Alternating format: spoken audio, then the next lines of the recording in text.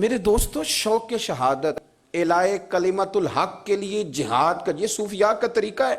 پڑھ لیں محمود غزنوی کو آپ، اور جائے میں بڑا کھلا یہ اعلان کر دینے لگا ہوں، جو ان سی مرضی کتاب پڑھ لیں۔ محمود غزنوی آپ کو خود بول کے بتائیں گے کہ میں نے ہندوستان فتح کیا ہے، پر اس کی وجہ یہ ہے کہ میں سلسلہ نقشبندیہ کے پیر حضرت ابو الحسن خرقانی کے پاس بیٹھا کرتا ہے، اس لیے فتح کر دی۔ پڑھ لیں آپ جتنا دل کرے، صلاح الدین ایوبی کو پڑھیں، بڑی ذمہ داری سے کہہ رہا ہوں۔ صلاح الدین ایوبی کہتے ہیں میرے ابا جی، میرے والد گرامی امام الاولیاء سرتاج الاولیاء غوث پاک جیلانی کے مرید تھے، اور کہتے ہیں میری 10 سال عمر تھی جب میرا ابا مجھے غوث پاک کی بارگاہ میں لے کے گیا تھا، اور نے کہا میرے پتر کے لیے دعا کرے، تو آپ نے فرمایا رب تیرے بیٹے سے دین کا بڑا ہی کام لے گا۔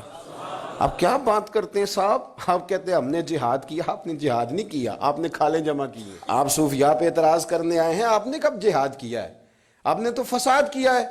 جو جہاد کرنے والے لوگ تھے وہ یہ والے تھے جن کا میں نام لے رہا ہوں۔ اور پھر محمود غزنوی کہتے ہیں جب میں شیخ ابو الحسن سے ملنے گیا نا، تو میں نے اندر پیغام بھیجا، میں نے کہا میں محمود غزنوی ہوں، ملنا ہے۔ تو اندر سے جواب آیا حضرت ابو الحسن کا، فرمانے لگے مجھے تو محمود سے کوئی کام نہیں۔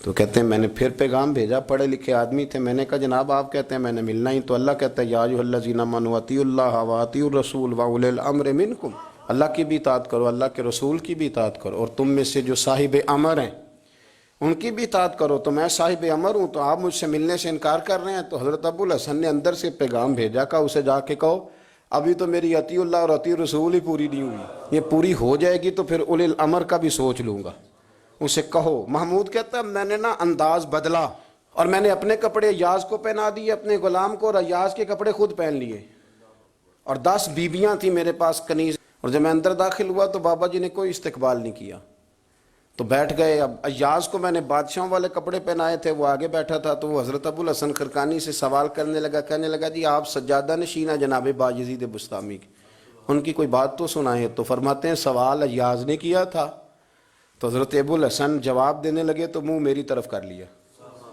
تو میں نے کہا جی آپ میری طرف کو دیکھ رہے ہیں، ادھر دیکھ کے، تو فرمانے لگے چل درویشوں کو آزمانا نہیں چاہیے، اب بس کر دے، ہو گیا جو تو نے کرنا تھا، بس کر، جو امتحان لیتے ہیں وہ کوئی اتنے سگے نہیں ہوتے، تو ہمیں چکر میں ڈال رہا ہے، ادھر آ، ادھر آگے آ کے بیٹھ، کپڑے بدلنے سے کبھی منصب بھی بدلتے ہیں، آ جا۔ کہتے میں آگے جا کے بیٹھ گیا، تو کہ میں نے کہا حضور پھر بتا ہی دیں جو اس نے پوچھا تھا، تو آپ فرمانے لگے پہلے نام محرم بیبیاں تو باہر بھیجنا، 10 کی 10 لے آیا، کہتے خواتین کو باہر بھیج دیا۔ تو میں نے کہا حضور پھر بتائیں کہ بایزید بسطامی کیسے تھے؟ تو حضرت ابو الحسن کہنے لگے میرے مرشد کی شان یہ تھی کہ اگر کوئی بدبخت دیکھتا تھا تو اللہ اسے نیک بخت بنا دیتا تھا۔ وہ درویش تھے نا خواجہ صاحب، تو وہ کبھی کبھی کہہ دیتے تھے، وہ کہتے تھے کہ میرا پیر مراداں ونڈ دا، ہیں جی میرے ہاتھ وچ ٹوٹا کھنڈ دا، تے میرا شیخ مراداں، جو دیکھتا تھا نا تو وہ خوش ہو جاتا تھا، نیک بخت ہو جاتا تھا۔ حضرت سیدنا ابو الحسن نے جب یہ کہا نا تو محمود غزنوی کہنے لگے بابا اعتراض کر لوں؟ فرمایا تو بادشاہ بندہ ہے، مالدار ہے، تو نے کرنا ہی ہے۔ جب بندے کے پاس دولت ہو، علم ہو، پیسے ہو، تو اعتراض ہی اعتراض رہ جاتے ہیں، پیچھے تو بچتی کوئی شے نہیں، تو کر، تو نے کرنا ہی ہے، پتہ ہے مجھے کار۔ کہنے لگا حضرت جی بایزید بسطامی کو بدبخت دیکھے تو نیک بخت ہو جائے، تو ابو جہل اور ابو لہب نے تو کئی دفعہ نبی پاک کو دیکھا، وہ تو نہیں نیک بخت ہوئے۔ تو حضرت ابو الحسن تڑپ اٹھے، فرمانے لگے سن پھر، تو نے تو میرے تار ہی چھیڑ دیے، مجھے اللہ کی قسم انہوں نے ایک دفعہ بھی محمد رسول اللہ کو نہیں دیکھا۔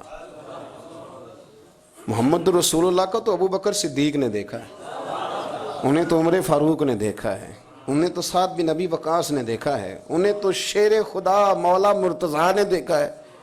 ابو جہل اور ابو لہب نے کب دیکھا؟ کہنے لگا جی نہیں دیکھا۔ فرمانے لگے انہوں نے تو جب بھی دیکھا عبداللہ کا یتیم بیٹا محمد دیکھا۔ ایک بڑے عالم تھے، لوگ دور دور سے ان سے استفادہ کرتے تھے۔ اس مسجد کی کمیٹی ایک شخص نے ایک دفعہ ان سے پوچھ لیا کہ حضرت جی دور دور سے لوگ آپ سے فیض لیتے ہیں تو ہمارے بچے نہیں لے سکے؟ تو سمجھدار آدمی تھے، انہوں نے سمجھداروں والا جواب دیا۔ وہ کہنے لگے جو دور سے آتے ہیں وہ کہتے ہیں قبلہ حضرت صاحب سے ملنے جا رہے ہیں، اور آپ نے اپنے بچوں کو بتایا کہ ہم نے مولوی صاحب رکھے ہوئے ہیں جن کو 20,000 تنخواہ دیتے ہیں۔ تو جب ذہن بن جائے نا کہ یہ ہمارا تنخواہ دار ملازم ہے، تو ملازم سے کچھ سیکھا نہیں جاتا، ملازم کو تو خود لیکچر دیا جاتا ہے۔ ذہن نہیں بنتا فیض لینے کا، یہاں چیزیں اڑ جاتی ہیں، اس لیے کچھ ہے ملتی، سمجھ لیں اس بات کو۔ حضرت سیدنا باجید بستامی کی جب یہ تعریف سنائی تو محمود غزنوی کہتے ہیں میں جانے لگا تو میں نے کہا بابا کوئی تحفہ دو، تو انہوں نے مجھے کرتا دیا، فرمایا جب زیادہ الجھ جاؤ تو میرے کرتے کے وسیلے سے دعا مانگنا۔ کرتے کا بھی وسیلہ ہوتا ہے؟ ہوتا ہے جی، ہوتا ہے جی، صحیح بخاری میں ہے۔ نبی پاک صلی اللہ علیہ وسلم کا کرتا حضرت ام سلمہ کے پاس تھا، جبہ، تو جس بندے کو کہیں سے آرام نہیں نہ آتا تھا حضرت ام سلمہ کے پاس لاتے تھے تو آپ فرماتے ہیں کہ کنارہ پکڑ کے نا جبے کا میں پانی میں بھگو کے پلا دیتی تھی، رب شفا دے دیتا تھا، رب شفا دے دیتا تھا۔ بڑے دلائل ہیں پر عنوان نہیں یہ۔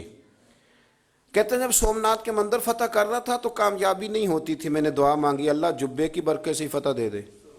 کہتے ہیں دعا مانگی تو رب نے فتح دے دی۔